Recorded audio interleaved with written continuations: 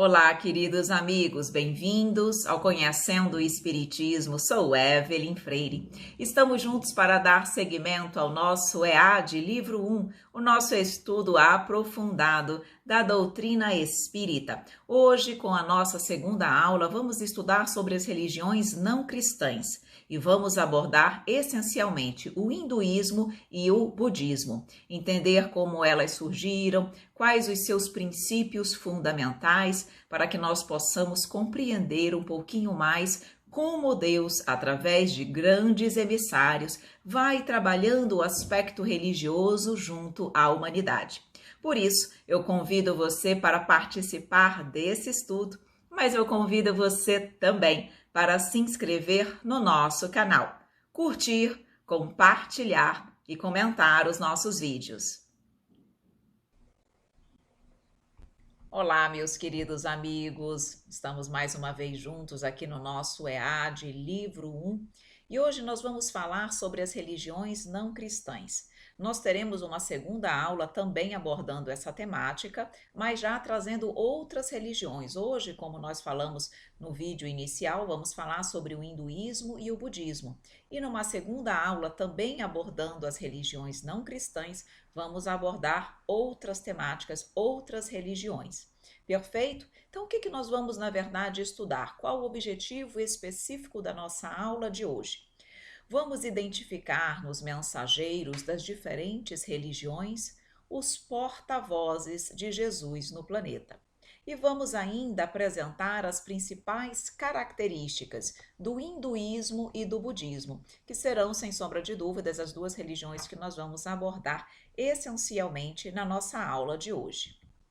Então vejam, dentre as ideias principais, nós vamos trazer aqui um pequeno resumo das ideias principais da aula de hoje, tá? Num primeiro momento. E depois nós vamos especificar, conversar, realmente ampliar esses conhecimentos, essas ideias. Vamos, nesse primeiro momento, só trazer a ideia principal para que você já saiba aquilo que nós vamos desenvolver na aula de hoje. Então, uma das ideias principais que nós vamos trabalhar hoje é o seguinte: todas as religiões houveram de ser, em sua origem, relativas ao grau de adiantamento moral e intelectual dos homens. Estes, assaz materializados para compreenderem o mérito das coisas puramente espirituais, fizeram consistir a maior parte dos deveres religiosos no cumprimento de fórmulas exteriores. Então vejam, as religiões, por mais que as pessoas que, de alguma forma, trouxeram esses princípios religiosos, foram os fundadores de certas religiões, eles tinham que adaptar aquela verdade, aquele conhecimento, ao entendimento do povo, à maturidade do povo, à evolução espiritual daqueles homens. Ele não poderia trazer verdades além da capacidade de entendimento das pessoas, senão ele não seria compreendido e muito menos seguido. Então, na verdade, muitas vezes, conquanto eles tivessem um conhecimento além daquilo que eles transmitiam, eles tiveram que realmente compreender as limitações dos homens e transmitir apenas aquilo que pudesse ser absorvido. E nós percebemos que grande parte dos deveres religiosos acabou restrito ao cumprimento de fórmulas exteriores. Jesus, quando esteve na Terra, trabalhou muito a questão das fórmulas exteriores, que era algo ainda muito vigente e forte na sociedade daquela época. E, dentre as religiões que nós vamos estudar, nós vamos perceber que isso ainda é um traço muito forte. Mas por quê? Porque isso decorre ainda do pouco adiantamento moral e intelectual dos homens. À medida que o homem se intelectualiza e se moraliza, ele compreende que cumprir fórmula exterior não o aproxima da divindade e nem faz com que ele cresça e evolua, mas apenas realmente a sua reforma íntima, a sua mudança como ser e como pessoa. O hinduísmo abrange várias expressões religiosas desenvolvidas na Índia há 3 ou 4 mil anos e que apresentam manifestações tipicamente politeístas, monolatristas, panteístas e animistas. Não existe um fundador do hinduísmo. Os seus livros sagrados são os Vedas e os Upanishads. Então, isso aqui é a ideia principal. Claro que nós vamos especificar, trabalhar e conversar sobre o hinduísmo, tá? Mas nós trazemos então aqui várias expressões religiosas. Eles dentro do hinduísmo, nós vamos encontrar aqueles que são politeístas, aqueles que são monolatristas, panteístas e animistas. Então nós percebemos que há realmente uma variedade de expressões religiosas, segundo aquilo que eles acreditam e também segundo a ideia que eles têm ou fazem da divindade. Então, os politeístas acreditam em vários deuses, os monolatristas acreditam em vários deuses, mas seguem apenas um. Os panteístas acreditam que Deus é um todo universal, a natureza, os universos, os astros, nós somos parte de Deus. Não há Deus como uma inteligência suprema e única, criador de todas as coisas. Já os animistas entendem que há espíritos, há almas em todas as coisas, nos animais, nos vegetais, em tudo há espíritos, ali há almas que devem ser, que deve haver a elas ou para com elas uma devoção, almas que devem ser adoradas. Tá? Então nós percebemos aí uma variedade de expressões religiosas. Já em relação ao budismo, o seu fundador foi Siddhartha Gautama. Em relação ao hinduísmo, não há um fundador do hinduísmo, certo? Buda significa o iluminado, tem como base doutrinária a lei do karma ou dos renascimentos sucessivos e tem como meta alcançar o estado de plenitude espiritual ou nirvana. Então, Buda já trabalha aí a questão do karma, que é o que nós entendemos por lei de causa e efeito, o renascimento sucessivo, que é o objetivo de a cada reencarnação, a pessoa vai progredindo, elevando-se, até chegar no que ele chama nirvana ou plenitude espiritual, que é realmente a depuração completa. Então, por aí nós já percebemos similaridades com a doutrina espírita, mas nós vamos estudar com calma tudo isso. Vamos iniciar então falando um pouquinho sobre a religião, conceituando a religião. Então, nós trabalhamos aqui uma concepção histórica. A religião é a crença em forças, poderes, deuses sobre-humanos, impotência perante esses poderes e o desejo de salvação. Temos ainda uma concepção psicológica. Segundo Freud, a religião é uma neurose obsessiva.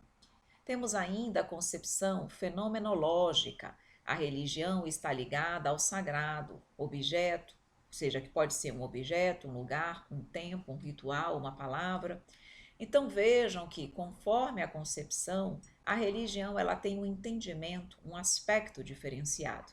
No tocante à concepção histórica, nós já vimos um pouquinho na aula passada, quando trabalhamos a evolução do pensamento religioso, que de fato tudo decorria das forças essencialmente sobrenaturais, entre aspas, que na verdade não as são, mas que o homem as via dessa forma, como algo ao qual eles eram impotentes para compreender e também para reproduzir. Então, eles entendiam ali que havia deuses por trás daqueles fenômenos.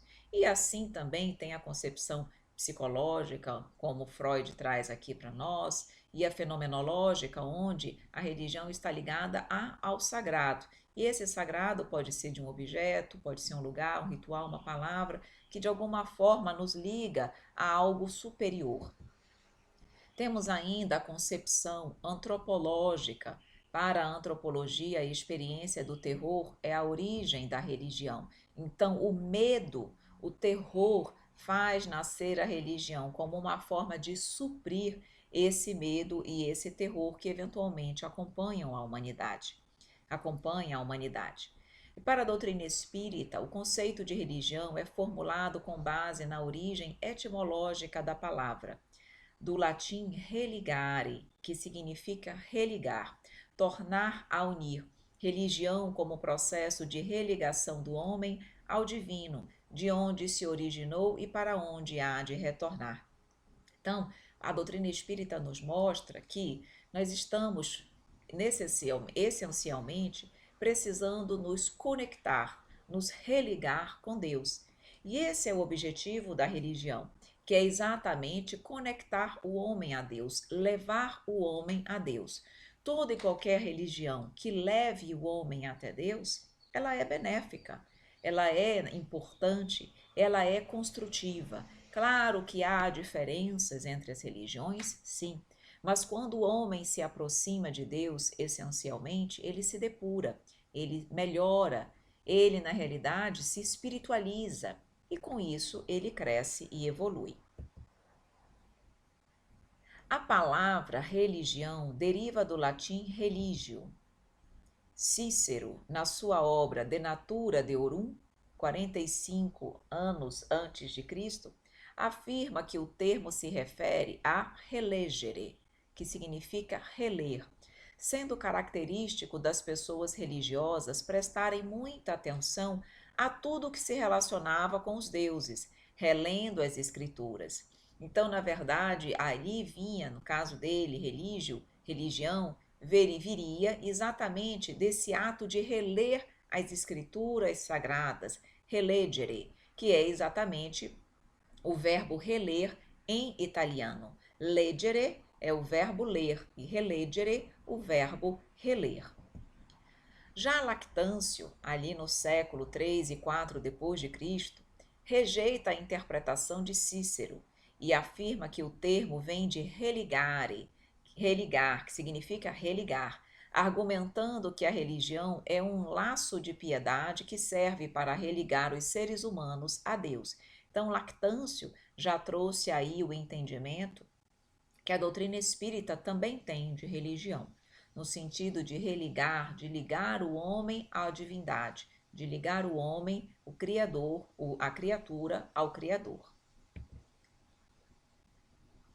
No tocante às religiões não cristãs, vamos trazer aqui uma citação muito interessante e que com certeza já serve para profundas reflexões nossas em relação à nossa concepção de religião e principalmente o objetivo da religião na vida de cada um de nós. Então aqui nós trazemos essa citação de Satya Sai Baba, que diz o seguinte: existe somente uma religião, a religião do amor. Existe somente uma linguagem, a linguagem do coração. Existe somente uma casta, a casta da humanidade. Existe somente um Deus e ele é onipresente. Todas as religiões são facetas da mesma verdade.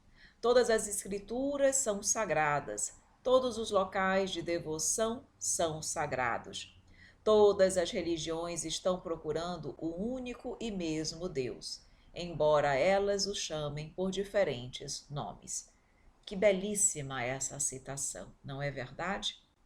E ela nos lembra muito as palavras do nosso Mestre Jesus. Jesus, quando esteve na Terra, ele não veio pregar, defender uma religião específica, fosse ela qual fosse. Ele veio defender apenas o amor. Essa era a sua religião universal, com a linguagem do coração, falando para toda a humanidade que havia e há apenas um Deus, e Ele é onipresente, onipotente, a nossa inteligência suprema, e que todas as religiões, na verdade, buscam o mesmo Deus, embora falem, representem esse Deus de maneira diferente. Só existe um, e todas as religiões, na verdade, estão buscando levar a criatura até o Criador.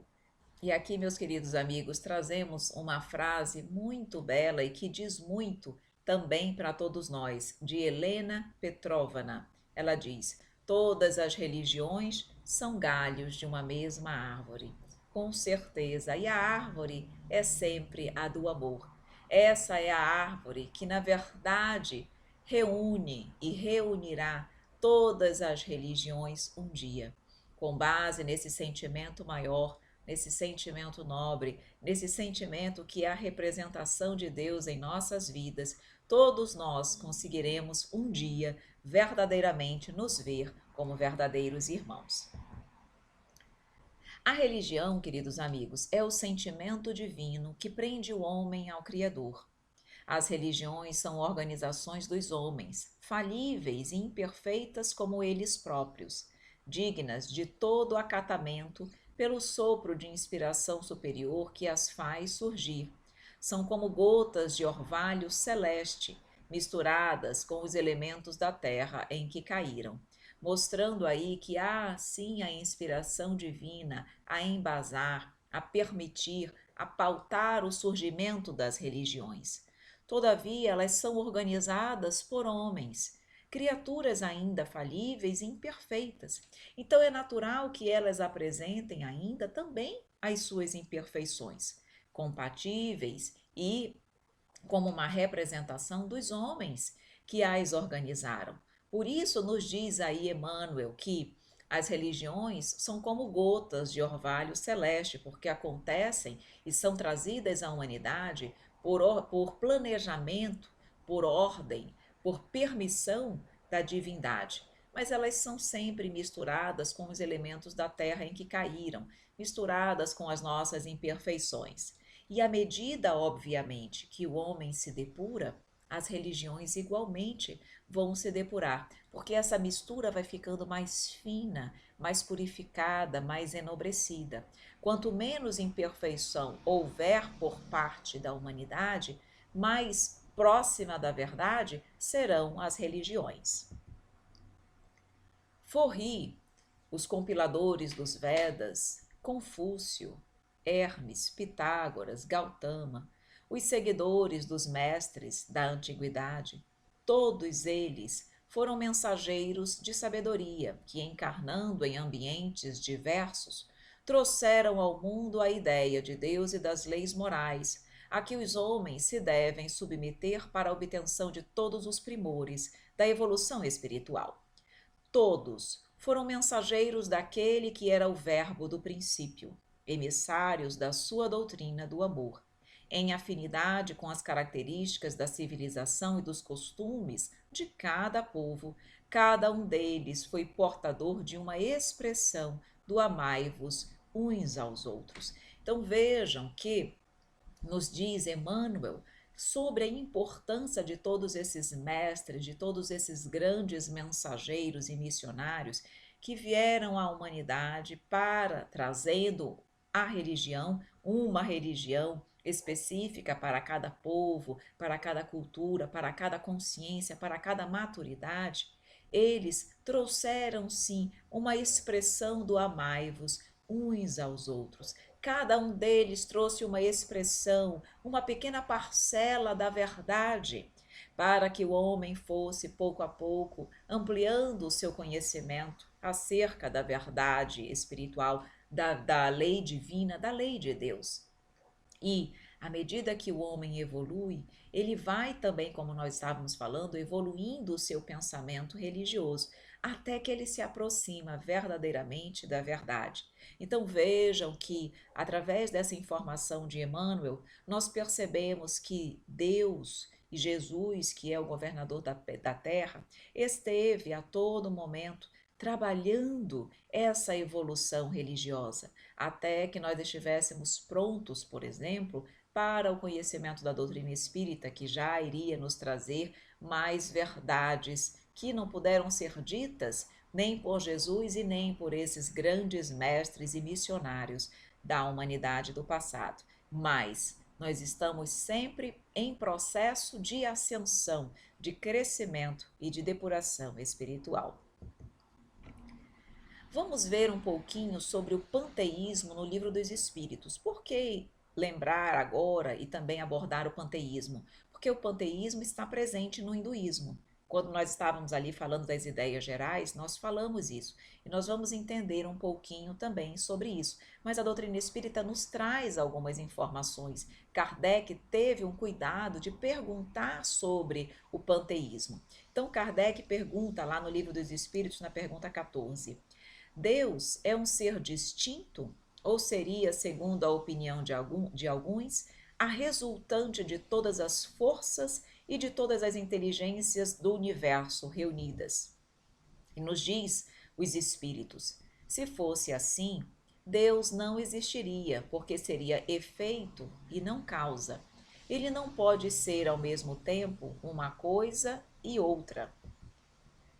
Deus existe, disso não podeis duvidar, e é o essencial.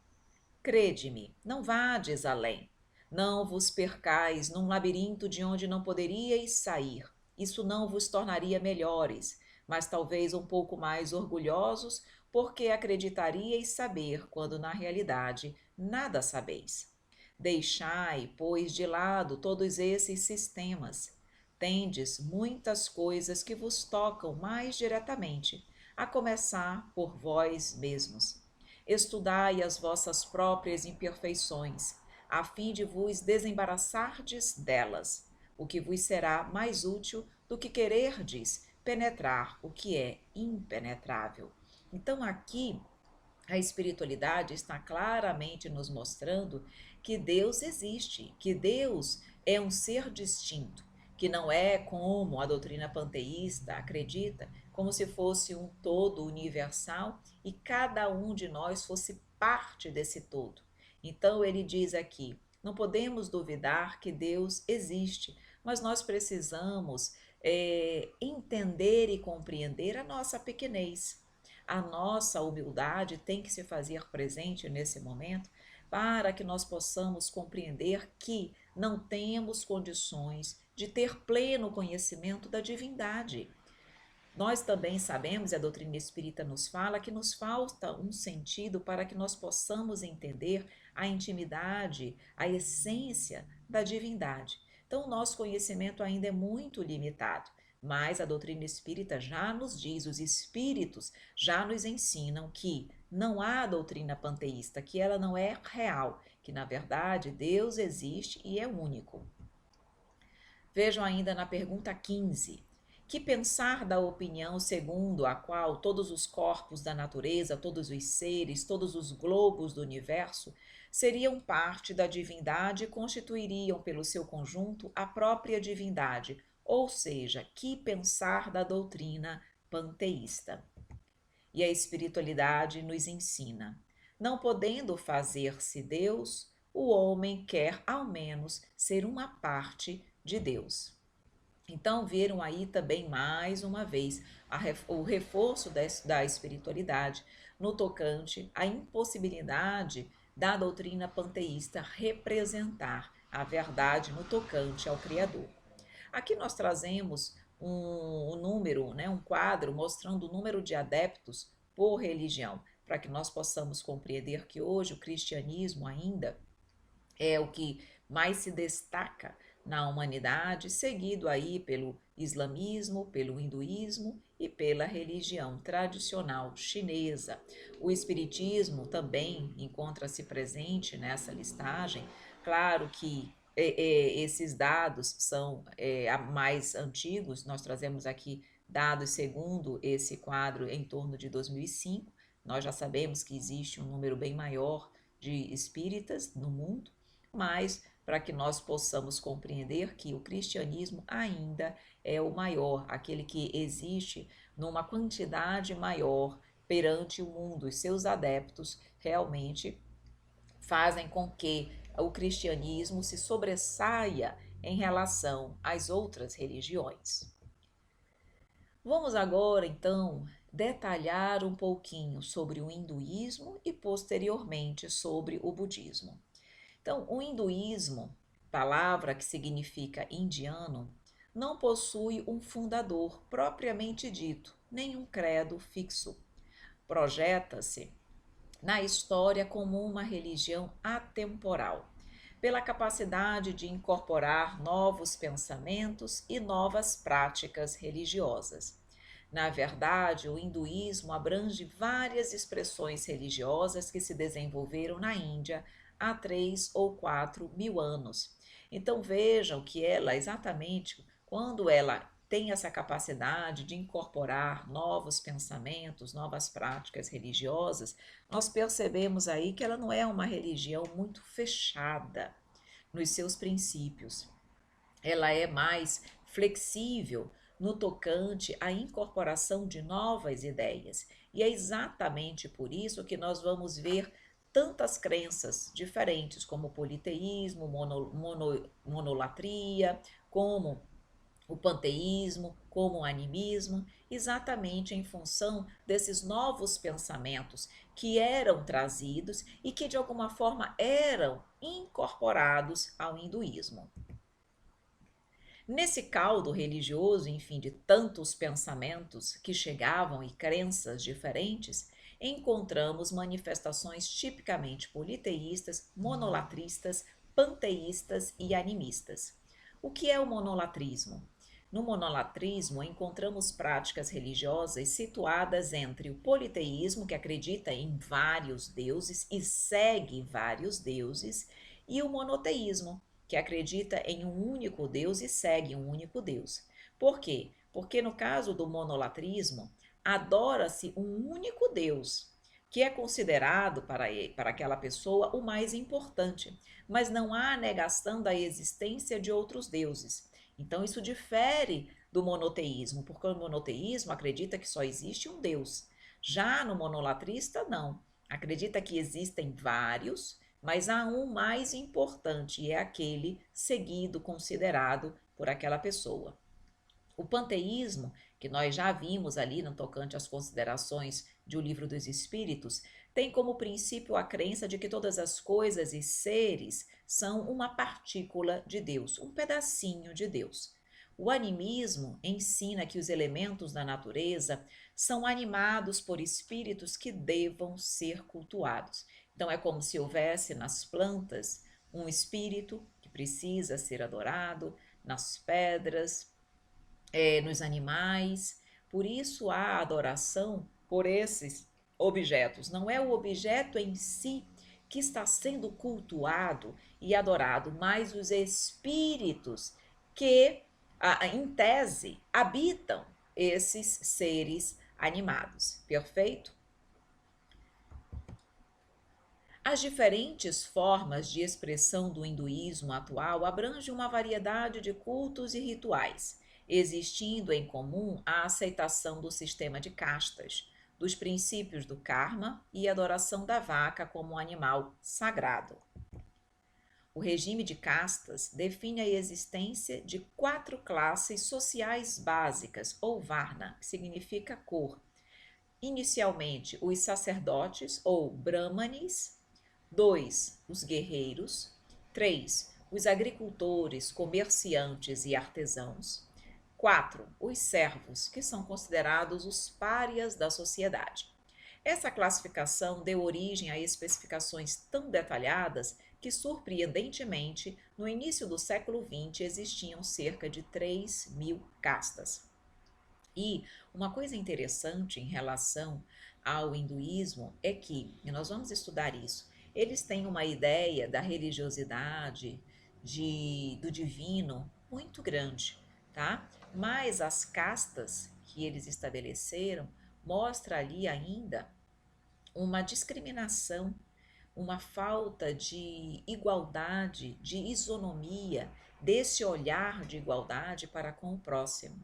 Porque o sistema de castas faz com que haja um separativismo entre as pessoas.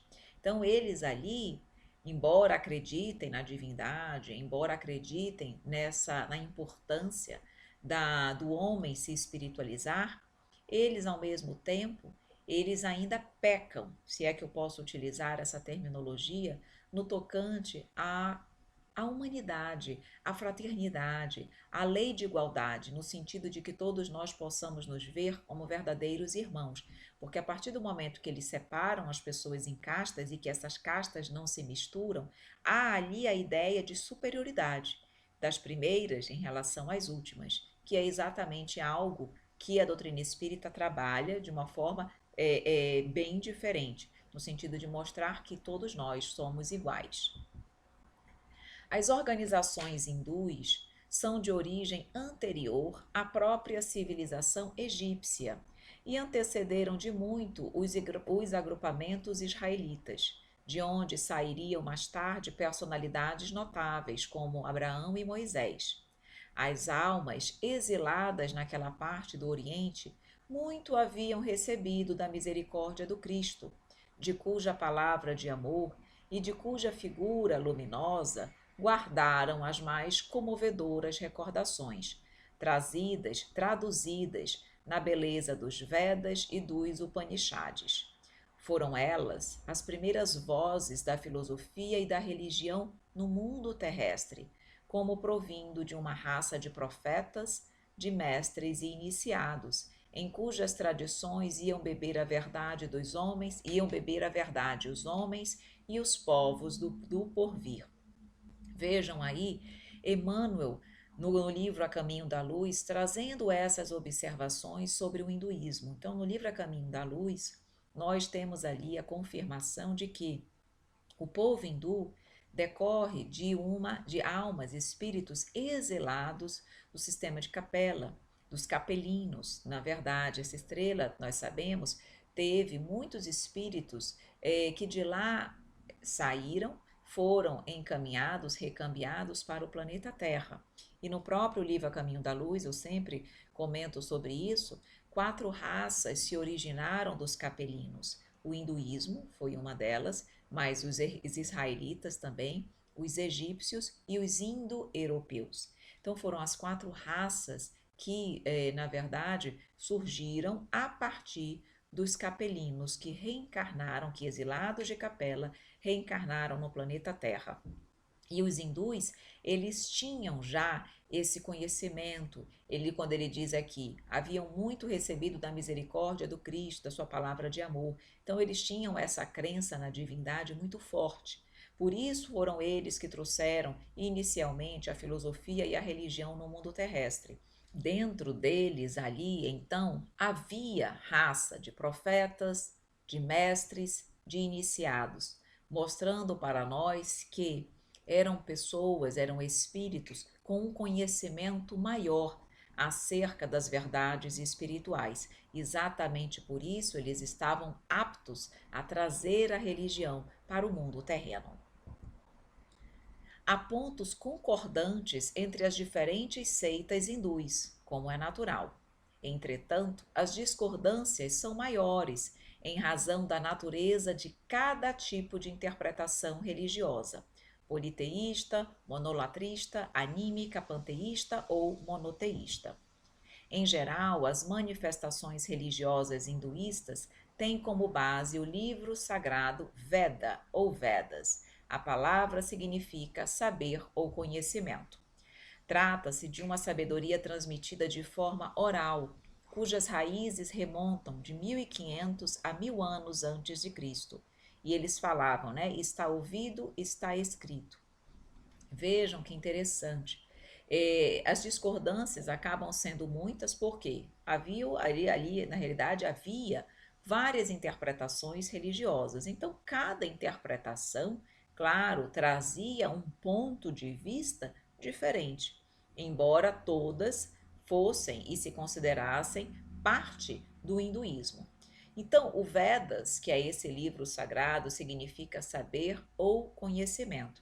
E ele foi transmitido, a cultura hindu, na realidade, foi transmitida de uma forma oral. Não era nada, no princípio, escrito. Tá? E por isso que eles diziam, está ouvido, está escrito. Ou seja, aquilo que foi ouvido, aquilo que foi transmitido de forma oral durante tantos séculos, durante tantos anos, está escrito, virou verdade, é verdade e deve ser seguido. Tá? Então, nós vemos aí um pouco da cultura, do entendimento e da religiosidade trabalhada pelo hinduísmo. O hinduísmo apresenta um sistema de adoração a diferentes entidades espirituais, denominados deuses, Siva ou Shiva, e Vishnu, difícil a pronúncia. No hinduísmo existe também um grande número de divindades menores, uma variedade de animais, árvores e rios sagrados, animados por espíritos. O rio sagrado mais conhecido é o Ganges. Vejam bem, nós não estávamos ali falando que eles seguem o politeísmo, o monolatrismo. Então, tudo isso nos mostra que eles acreditam essencialmente em vários deuses. Por isso que essa adoração a diferentes entidades espirituais, ela varia muito e cada pessoa, cada fiel profitente dessa religião, ele tem ali à sua disposição uma infinidade de deuses que ele pode adorar. Dentre aquele que ele considera mais importante, ele pode ir pela monolatria ou ele pode ainda adorar vários deuses. E vejam, não há apenas deuses grandiosos, os mais importantes, não. Há, como ele coloca aqui, um grande número de divindades menores. Então, eles entendem, por exemplo, que há deuses caracterizados, presentes nos animais, nas árvores, nos rios. Então, percebam aí que realmente, num primeiro momento, conquanto eles entendessem e entendem no tocante a entendessem sobre a divindade, sobre a importância de se religar a algo maior, a algo além de si mesmos, eles na verdade acabam difundindo as suas crenças, a sua adoração, a sua devoção a esses deuses diferentes, bem realmente distante daquilo que hoje a doutrina espírita nos traz e nos mostra. Mas isso, como nós falamos, é um processo. As religiões, elas surgiram inicialmente politeístas. Lembram também ali da cultura egípcia, também com vários deuses, e com o tempo vai havendo a depuração da criatura e ela vai percebendo no primeiro momento que há um Deus mais importante, até que depois ela desconsidera os outros deuses menores e fica apenas com o Deus mais importante, que é o Deus único. No período védico tardio, entre 1500 anos antes de Cristo, ocorreu na Índia uma reforma religiosa que recebeu o nome de Brahmanismo. Lembram dos Brahmanes, que são os sacerdotes formando a primeira casta hindu? Então, vem aí, vocês vão entender. Então, essa reforma recebeu o nome de Brahmanismo. Então, é uma religião ortodoxa, praticada pelos iniciados em práticas védicas, os Brahmanes, conhecidos como sacerdotes mágicos, que eram a primeira casta, que representam a primeira casta da religião hindu. Os livros sagrados do brahmanismo são os Brahmanas e os Upanishads. Ambos são considerados como revelações de Brahma ou Brahman, que seria Deus Supremo. Os Upanishads, livros hinduístas mais lidos pelos indianos, estão escritos sob a forma de diálogos entre o mestre e o discípulo. Transmitem a noção de ser Brahman, a força espiritual essencial em que se baseia todo o universo. Todos os seres vivos nascem do Brahman, retornam no Brahman e, ao morrer, voltam ao Brahman.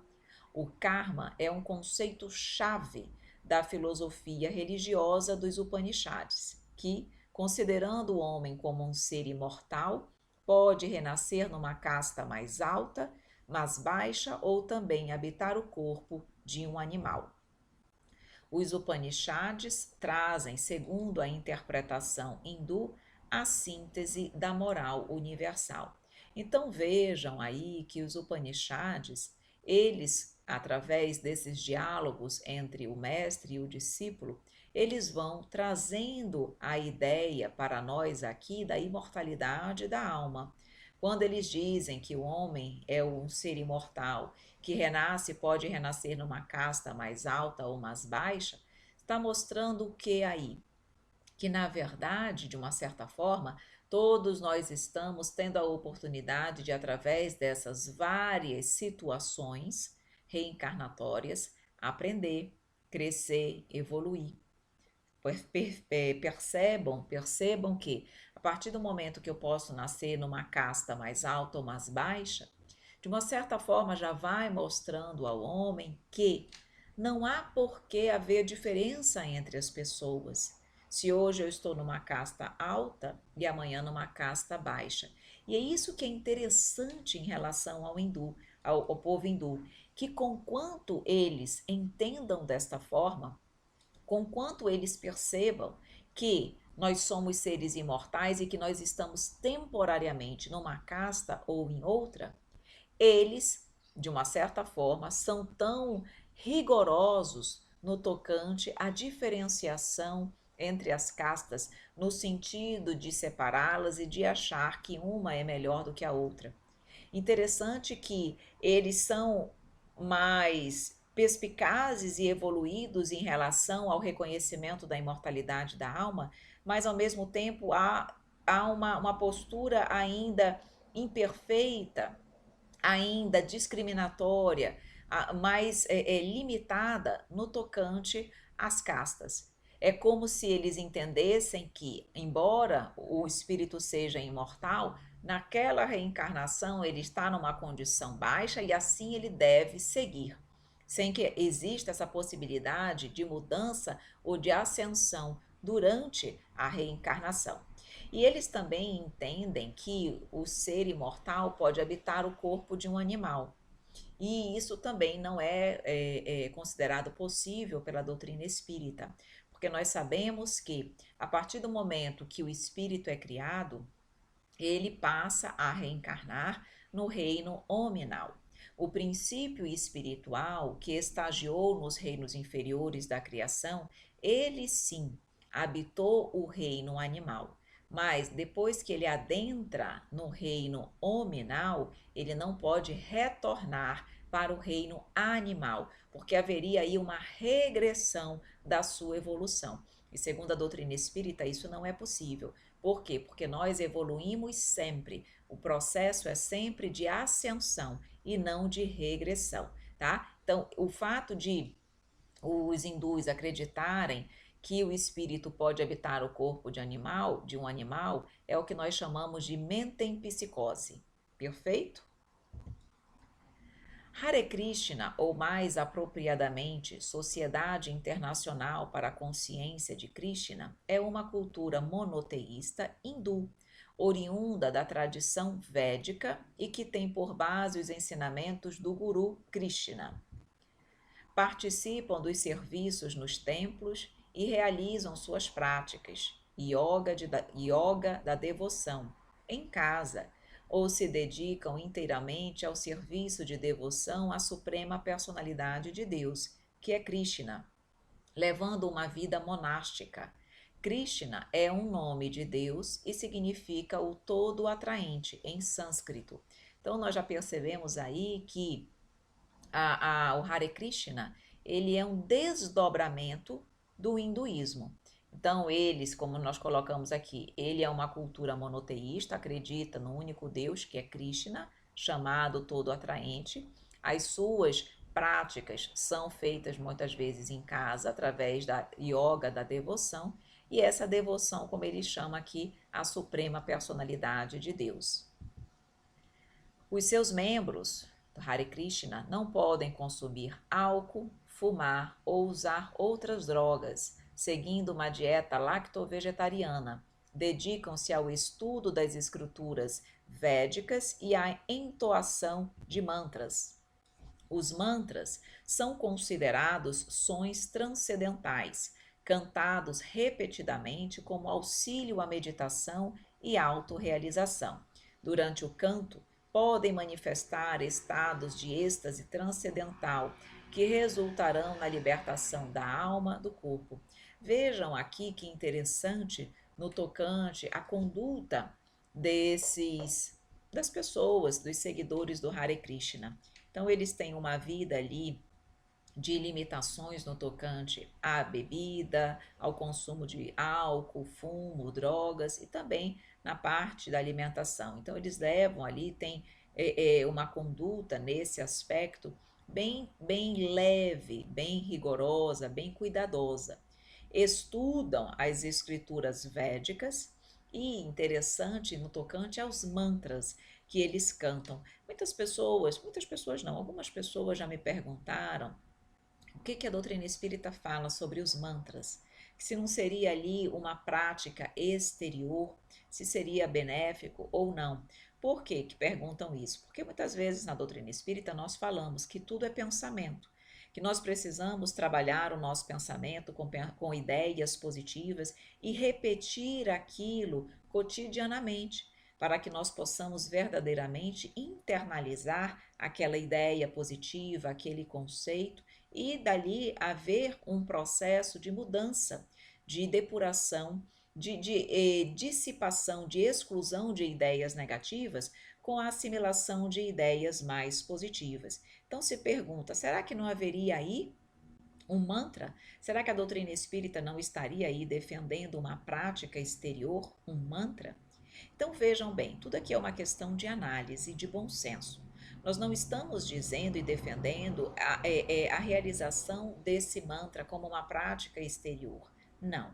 Na verdade, nós estamos ali orientando e mostrando que, quando nós pensamos positivo, quando nós alimentamos o nosso ser e o nosso positivo com ideias construtivas, aquilo ali se incorpora ao nosso ser, tirando de nós os pensamentos negativos, as ideias deturpadas e renovando a criatura.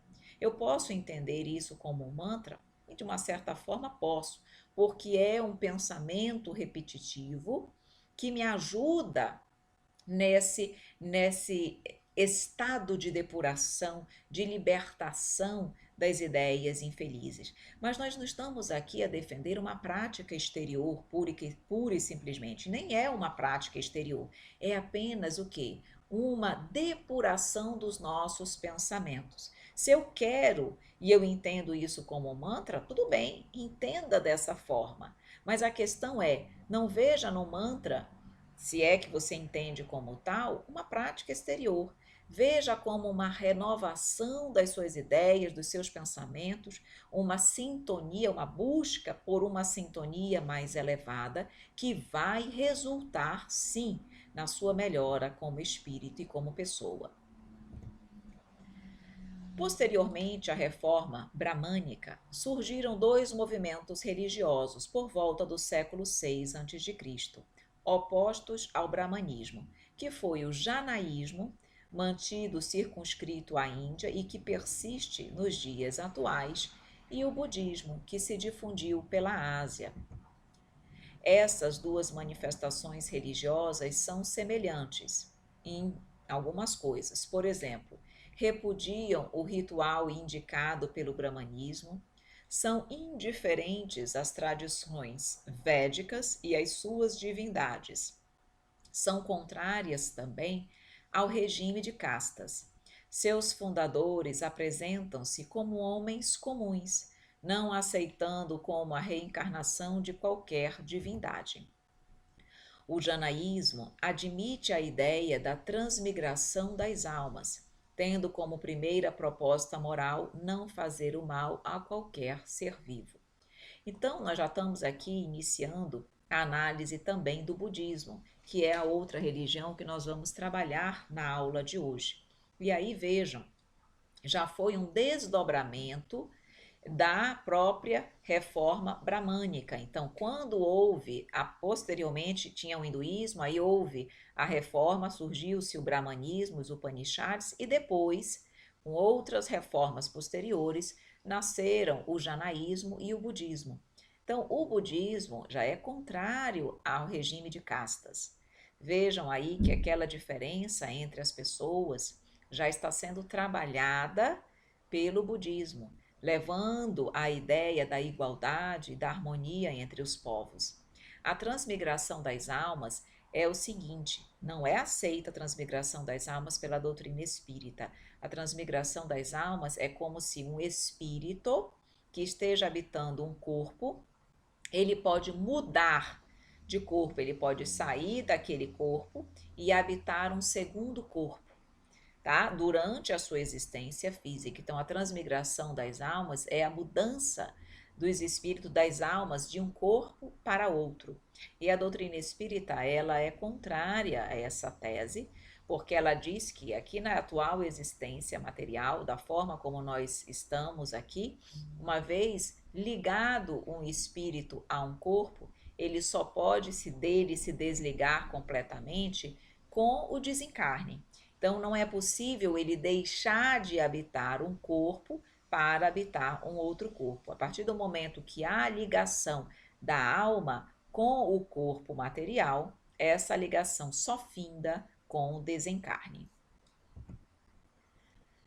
Falando agora já mais especialmente do budismo, o seu fundador foi Siddhartha Gautama, o Buda, que significa o iluminado. Gautama era filho de um rajá indiano e até a idade adulta viveu no palácio compartilhando as vantagens materiais destinadas à nobreza. O budismo apareceu na mesma época que o janaísmo, mas sempre teve papel mais significativo, tanto é que ele se estendeu por toda a Ásia. Já o janaísmo ficou restrito à Índia. Então vejam aqui que Siddhartha Gautama, ele era uma pessoa que tinha ali riqueza, que tinha ali toda uma vantagem material destinada à nobreza. Mas ele mudou, e vocês vão ver agora no próximo slide o que foi que aconteceu, que na verdade despertou em Buda o desejo de mudar e o desejo de trazer de fundar uma religião diferente, mais humana e mais humanitária. Buda, ao percorrer o país, em certa ocasião, encontrou os mendigos, os enfermos, os desditosos. Confrangeu-se-lhe o coração e certa noite deixou o seu palácio no esplendor de uma festa para compartir a sorte dos desgraçados. Foi no trato com as pessoas sofredoras e vivendo em contato com a natureza que Buda encontrou a inspiração para organizar a sua doutrina. Começou por combater as superstições e os sacrifícios. A seus discípulos nada ensinou sobre Deus, porque eles não podiam formar de Deus uma ideia justa e precisa, mas declarou que a alma renascia constantemente até a completa depuração de suas impurezas. Liberta do cárcere corporal, iria para o nirvana, a completa tranquilidade do espírito. A miséria humana tem origem nas ambições egoístas. Vejam aí que no início ele lembra muito Francisco de Assis, que tinha riqueza. Francisco de Assis não era nobre como Buda aí, em relação à sua casta, à sua religião, mas também era uma pessoa com bens materiais, a sua família tinha muita riqueza. E assim como Buda, Francisco de Assis também abandonou todo aquele conforto material para ir realmente viver de forma simples. E Buda assim o fez. Então, quando diz aqui que foi no trato com as pessoas sofredoras e vivendo em contato com a natureza que ele encontrou inspiração para organizar a sua doutrina, nós percebemos aí que ele realmente já era uma pessoa espiritualizada. Porque se fosse outro, ia continuar ali dentro do seu palácio, vivendo naquela fartura material. E ele optou exatamente pela simplicidade, pela singeleza. Então, combateu as superstições e os sacrifícios. Maravilha essa postura, maravilhosa essa postura de Buda também, mostrando que, na verdade, isso era desnecessário. A divindade não precisava disso. O que nós precisávamos, sim, é trabalhar o nosso coração. E é o que ele dizia aqui, através dos renascimentos constantes, nós vamos tendo a condição de nos depurarmos pouco a pouco. Quando ele diz que a alma liberta do cárcere corporal iria para o nirvana, que é a completa tranquilidade do espírito, mostrando aí, fazendo uma analogia com o que a doutrina espírita nos fala, nós podemos perceber aí o que? A felicidade, a paz, a harmonia, o equilíbrio, o amor supremo. Esse é o nirvana. O nirvana não é, como nós vemos na doutrina espírita, um local específico, mas é um estado de espírito, essencialmente. Então, esse nirvana é exatamente essa completa tranquilidade do espírito, essa paz e harmonia que é vivenciada e vivida, percebida e sentida pelos espíritos enobrecidos. A reencarnação, pontos em comum entre hinduísmo e budismo. A reencarnação, então ambas as religiões acreditam na reencarnação, no karma, que é um reflexo da lei de causa e efeito, e a salvação. Para Buda, o ser humano está preso a uma série de renascimentos e, como todas as ações têm consequências, o que determina o karma são os pensamentos, as palavras e atos.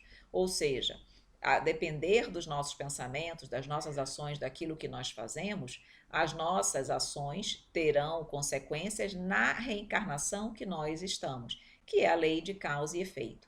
Mostrando então que o karma não é ao acaso, ele decorre de nós, do que pensamos, do que falamos e do que fazemos. Para o budismo, o homem colhe o que plantou. Lembra muito na realidade, lembra não, é exatamente aquilo que a doutrina espírita nos fala. O homem colhe o que planta. Não existe um destino cego, nem uma divina providência, como se Deus colocasse para uns a alegria, as graças e para outros o sofrimento, como se ele selecionasse dentre seus filhos aqueles que serão felizes ou aqueles que serão desgraçados. Não há isso, nem no budismo, Buda já traz essa ideia muito clara para nós, e nem na doutrina espírita. Então vejam aí que há muitos pontos de semelhança entre as religiões. Então, uma existência está inexoravelmente presa à outra, porque uma acaba sendo consequência da anterior. No entanto, ao longo de uma série de renascimentos, encontra o homem a passagem, a porta para a salvação, para a perfeição ou o nirvana, palavra que significa apagar, porque apagam-se os erros, apagam-se os equívocos, a criatura se depura, se eleva e chega na salvação, nessa plenitude espiritual. A meta, a busca pelo nirvana é a meta primordial budista, uma vez que essa doutrina ensina que durante a reencarnação não há uma verdadeira autonomia, tudo é transitório e pleno de sofrimento. Com o nirvana, a pessoa alcança uma vida sem sofrimento, de iluminação espiritual, bodhi, em que o karma e a necessidade de renascimento já não mais existiriam. Com a morte de Buda, surgiram divergências entre os discípulos a respeito da interpretação dos ensinamentos búdicos. Assim, por volta de 380 a.C., realizou-se um concílio que provocou uma cisão entre os monges conservadores e liberais, constituindo-se em diferentes correntes de organização religiosa. Vejam aqui que interessante quando Buda traz a ideia da transitoriedade da vida material, que na verdade, só quando nós alcançarmos o que ele chama de nirvana, é que nós passaremos a viver sem sofrimento, repletos de iluminação, e nós não mais teremos a necessidade do karma e nem a necessidade do renascimento. Mais uma similaridade com a doutrina espírita, que também diz que, ao alcançarmos a perfeição, que é o que o budismo fala e chama de nirvana, nós não teremos mais ali a necessidade da reencarnação, porque já estaremos na condição plena como espíritos. E a lei de causa e efeito, ela também não estará mais. Quer dizer, a lei de causa e efeito existe sempre, mas nós não estaremos mais em sofrimentos. Por quê? Porque não mais teremos essa necessidade, porque não mais teremos agido de forma equivocada, contrária à lei divina, de modo a precisar do sofrimento, tá? Então, nós percebemos aí muitos pontos de contato em relação à doutrina espírita e ao budismo. Bom, resumo dos ensinos budistas. A lei do karma. Enquanto a pessoa não atingir o nirvana, estará escravizada à necessidade da reencarnação. É preciso que a pessoa aprenda a se depurar pelos renascimentos sucessivos. No tocante à sua visão da humanidade, não aceita a ideia de uma alma individual e eterna, como é difundida nas tradições hindus. O fato de o ser humano achar que é um eu ou que tem uma alma reflete ignorância e essa ignorância pode lhe trazer graves consequências, uma vez que cria o desejo, e é o desejo que cria o karma. A alma, para o budismo, é algo tão fugaz como qualquer coisa que existe no mundo. E aqui vai uma diferença grande em relação à doutrina espírita. No tocante ao karma, muito próximo, no sentido de que até atingirmos a perfeição, estamos ali escravizados, obrigados à reencarnação, para irmos aprendendo, nos depurando através dos renascimentos sucessivos. Perfeito, em total acordo e consonância com a doutrina espírita. Já em relação à ideia da alma, não, porque aqui o budismo entende que não há essa alma individual e eterna, o eu. E a doutrina espírita entende exatamente que há. Há essa alma individual, eterna, imortal. Existe sim o eu e a individualidade do ser. Então, a doutrina espírita não traz a ideia de que a alma é fugaz como qualquer outra coisa que existe no mundo. De modo algum. Ela é importante, ela é única e ela é que vai oportunizar a cada um de nós o necessário e o devido aperfeiçoamento espiritual. Ainda trazendo um resumo dos ensinos budistas, nosso último slide. As 4 nobres verdades do sofrimento, que fazem parte do sermão de Benares, proferido por Buda.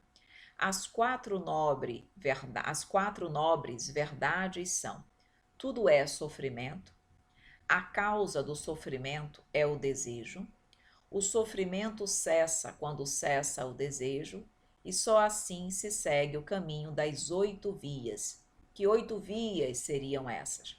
Perfeita compreensão, perfeita aspiração, perfeita fala, perfeita conduta, perfeito meio de subsistência, perfeito esforço, perfeita atenção e perfeita contemplação.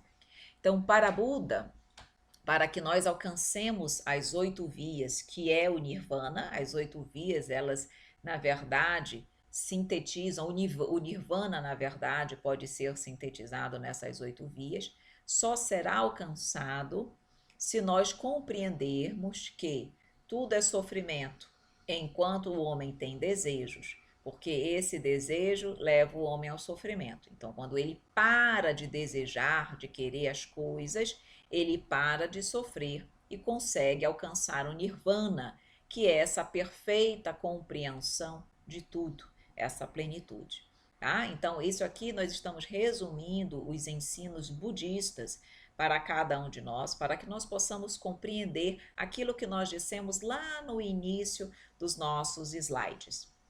Cada religião traz um pouquinho da verdade, um pouquinho do amai-vos uns aos outros. Então, a religião budista traz verdades, parcelas da verdade universal, a religião hindu também, as religiões que nós vamos ver na subsequência, na aula posterior também. Isso é maravilhoso, porque nós percebemos aí realmente que Deus oportuniza a toda a humanidade a capacidade de compreender e se aproximar do Criador. Cabe a cada um de nós refletir, ponderar, analisar e pouco a pouco realmente irmos trabalhando em nós a reforma íntima, para que pouco a pouco alcancemos a condição maior de todos nós, que é dentro aí do que diz o budismo, nirvana, que é a perfeição, que é a elevação máxima, a depuração completa do nosso espírito. Perfeito, meus queridos amigos. E aqui nós finalizamos mais uma aula do nosso estudo aprofundado da doutrina espírita. Muito obrigada pela sua companhia. E lembro a você que está acompanhando a nossa aula, o nosso curso, procure a playlist do EAD 1, que é EAD significa, EAD 1 significa o EAD livro 1. Cada estudo nosso no canal está separado em uma playlist. Como nós temos muitos estudos, precisamos separar em playlists para facilitar a cada um de vocês alcançar o que quer, encontrar, na verdade, aquilo que busca e que procura dentro do nosso canal. Seguem as nossas redes, nosso Instagram, nosso canal no Telegram, nosso site, nossos e-mails e telefones de contato. Meus queridos amigos, eu só tenho a agradecer sempre pelo seu carinho, pela sua confiança, por você seguir aqui com o Conhecendo Espiritismo. Muito obrigada. Um grande beijo, um grande abraço e até a nossa próxima aula, se Deus quiser.